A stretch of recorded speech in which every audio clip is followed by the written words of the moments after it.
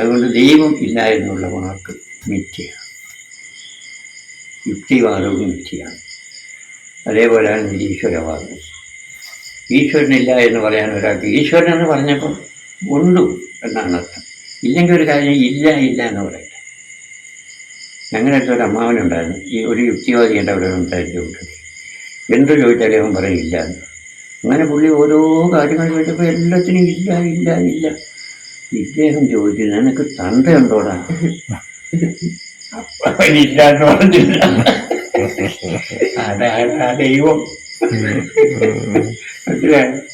അപ്പോൾ ഈ യുക്തിവാദിയോട് സംസാരിക്കാൻ കൊള്ളാവുന്നവരോട് അവർ സംസാരിച്ചിട്ടില്ല.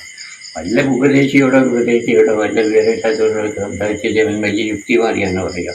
യുക്തിപരമായി ചിന്തിക്കുന്നവരോട് സംസാരിച്ചാലവൻ തപ്പിപ്പോകും. ഈ അമ്മാൻ്റെ അടുത്ത് അവൻ്റെ ഒരു യുക്തിവാദം നടന്നില്ല. എന്തു ചോദിച്ചാലും ഇല്ലാന്ന് പറയും. തണ്ടയുണ്ടോ?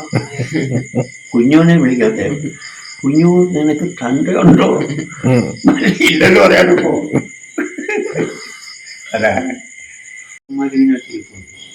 ദൈവവും ഇരിപ്പുണ്ട്, സർവശക്തൻ. ആ സർവശക്തനാണ് ഇതിനെ കൊണ്ട് നടക്കുന്നത്.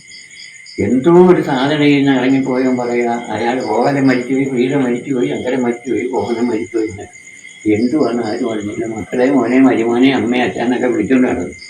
ഇതിനെ ആരും അറിഞ്ഞിട്ടില്ല. അറിഞ്ഞോ? ഇല്ല എന്നാണ് നമ്മുടെ വേദാന്തം, നമ്മുടെ പഠനം ഇരിക്കുന്ന അവിടെയാണ്. അവൻ ഹിന്ദു ആകുന്ന അന്നാണ്, അവൻ മനുഷ്യനാകുന്ന അന്ന് അവനെപ്പറ്റി പഠിക്കുന്നത്. കൊച്ചുനാളെ വരെ അവൻ ആചാന്റെ വിളിച്ച് പോയി അജി ശ്രീകണം, അജി ശ്രീകണം, അജി എന്ന് പറഞ്ഞാൽ ശത്രുവെന്ന്. എന്തുവാ? കൂടുതലും പേരോട് സംസാരിക്കണം അജി എന്ന് പറയുന്ന ഒരാരെങ്കിലും ഉണ്ട്. അജി എന്ന് പറഞ്ഞാൽ ശത്രു. ഇത് പഠിച്ചുകൊണ്ട് നമ്മൾ പോവാണ്. നമ്മളെ പറ്റി പഠിക്കുന്ന ഒരു സംസ്കാരം ഇവിടെ ഇല്ല. അതിനൊരു കോളേജിൽ ഒരു വിദ്യാലയം ഇല്ല നമ്മളെ പറ്റി പഠിപ്പിക്കുന്നു. അങ്ങനെ പഠിച്ചെങ്കിലേ നമ്മൾക്ക് ലോകത്തിൻ്റെ മഹത്വം അറിയാൻ പറ്റുള്ളൂ. ഈശ്വരനെ അറിയുന്ന അന്നാണ്. അല്ലാത്തവനൊക്കെ ചുമ്മാതിങ്ങനെ കപടം അടിക്കാൻ പറ്റുവാണ്. എനിക്ക് ദൈവത്തിനെ അറിയാം, ഞാൻ കണ്ടിട്ടുണ്ട് ചുമ്മാ. എന്തുവാ? ഈ കണ്ണിനെ കാണാൻ പറ്റൂ? അവിടെയാണ് കിടക്കുന്നത്. കണ്ണ് കാണുന്നോ? യഥാർത്ഥത്തിൽ കണ്ണ് കാണുന്നോ? കണ്ണുകൊണ്ട് കാണുവാണ്, ഇല്ലയോ? അതോ കണ്ണ് കാണുന്നെന്ന് പറയും. കണ്ണുകൊണ്ട് കാണുന്നു. ഞാൻ എൻ്റെ കണ്ണുകൊണ്ട് കണ്ടതാ. അവിടെയാണ് സ്ഥിരീകരിക്കുന്നത്. അപ്പോൾ ആ കണ്ണുകൊണ്ട് കാണുന്ന ഒരു വസ്തുവിനകത്തുണ്ട്. എൻ്റെ ചെവി കൊണ്ട് കേട്ടത്, എൻ്റെ ചെവി കേട്ടെന്ന് പറയും. എൻ്റെ ചെവി കൊണ്ട് കേട്ടതാണ് ഞാൻ. ചെവി കൊണ്ട് കേൾക്കുന്ന ഒരാളിരിപ്പുണ്ട്, മൂക്കോട്ട് ശ്രദ്ധിക്കുന്ന ഒരാളിരിപ്പുണ്ടില്ല. എൻ്റെ വാ കൊണ്ട് പറഞ്ഞതാ ഞാൻ. അപ്പം വായല്ല പറയുന്നത്, ആ വാ കൊണ്ട് പറയാൻ ഒരാൾ ഇതിനകത്ത് ഇരിപ്പുണ്ട്. എൻ്റെ കൈ കൊണ്ട് എടുത്തേ. അപ്പോൾ ആ കൈ കൊണ്ട് എടുക്കുന്ന ഒരാളിനകത്തില്ല, എൻ്റെ കൈ കൊണ്ട് എടുത്താന്ന് ഞാൻ പറയാൻ പറ്റും, സ്ഥിരീകരിക്കാൻ പറ്റുമോ? അവിടാണ് എന്നെപ്പറ്റി പഠിക്കണമെന്ന് പറയുന്നത്.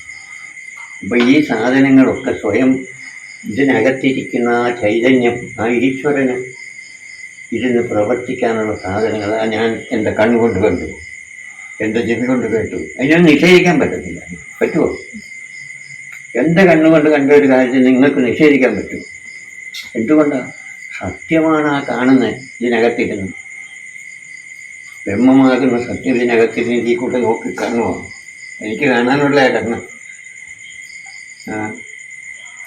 എനിക്ക് ചോദിക്കാനുള്ള മൂക്ക്, ഇങ്ങനെ ഓരോന്നും. എനിക്ക് നടക്കാനുള്ള കാല്, എൻ്റെ കാലുകൊണ്ട് നടന്നത്, എൻ്റെ കാലുകൊണ്ട് നടന്ന് വരുമോ അവിടെ? ഉണ്ടോ? അങ്ങനെ ഓരോ കാര്യവും എൻ്റെ എന്ന് പറയാൻ ഒരാൾ, ഒരു അധിഷ്ഠാനം, അധികാരമുള്ള ആൾ ഇതിനകത്തിരിപ്പുണ്ട്. അയാളെ അറിയുന്നില്ല. ഇത് അവിടെ ഇരിപ്പുണ്ട്, ഇവിടെ ഇരിപ്പുണ്ടെന്ന് പറഞ്ഞ് നടക്കുകയാണ്. അവിടെ ഇരിക്കാൻ അവിടെ ഇരിപ്പുണ്ട്. ഇതറിയുന്ന ആൾ ഇതിനകത്തിരിക്കുകയാണ്. ഇതിനെ അറിയുമ്പോഴാണ് അവൻ ദൈവത്തെ അറിയുന്നത്. ഇല്ലെങ്കിൽ അവൻ ദൈവത്തിനെ അറിയുന്നില്ല. ദേവനും ദൈവമുണ്ട്, ദേവനല്ല ദൈവം എന്നൊക്കെ പഠിക്കുക. പിന്നെ എന്തും അതിലൊക്കെ ചോദിക്കുമ്പോൾ ഇങ്ങനെയാണ് ഇതിൻ്റെ ഉത്തരം. ഇതിനെ മനസ്സിലാക്കാനുള്ള ഒരു വഴി ഇതാണ്. കണ്ണുകൊണ്ട് കാണുന്നു, ഞാൻ ഒരാൾ ഇരിപ്പുണ്ട് ഇതിനകത്തില്ലെങ്കിൽ അയാൾക്ക് കാണാനുള്ളേ കണ്ണ് ഇത് എവിടെയാണ് കളിക്കുക അതിനെപ്പറ്റി അവൻ ചിന്തിക്കുന്നില്ല. അതാണ് യുക്തി എന്ന് പറയുന്നത്.